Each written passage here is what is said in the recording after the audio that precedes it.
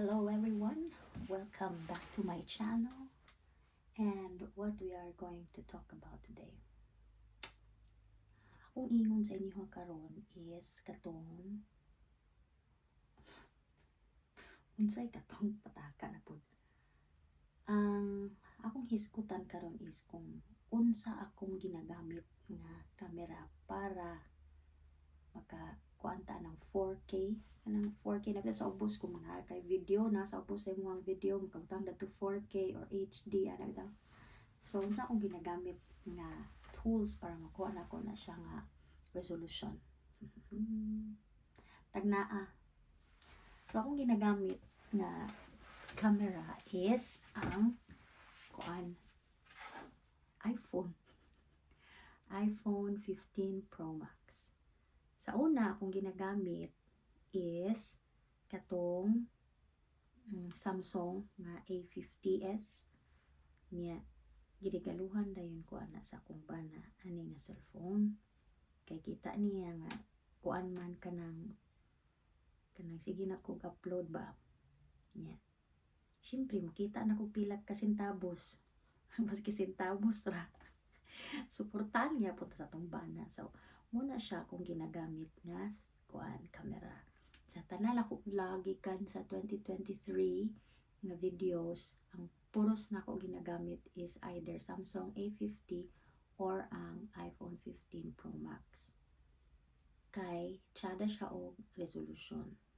Tsada siya og kanang pick up sa kuan ba videos. Pwede gani siya cinematic pero wala pa ako naka-try mag cinematic gamit ang iPhone 15 Pro Max.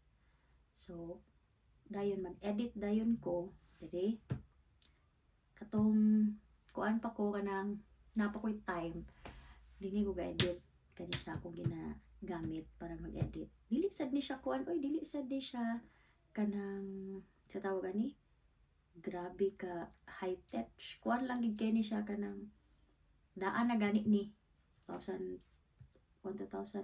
ata ni nga version nga kuan MacBook. Ano siya? Di ta ka-afford anang kuan kanang sa tagani mga high-end. Basta kay i5 lang siya unya kaya siya sa pag-edit bites na kayo.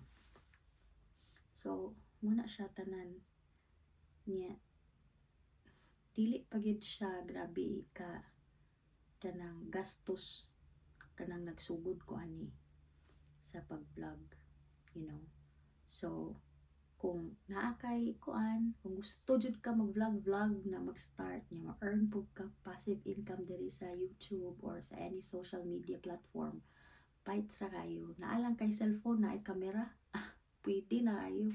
Basiga gamay lang na resolution ang imuhang camera o niya mag-viral ay tumpak na kayo ba.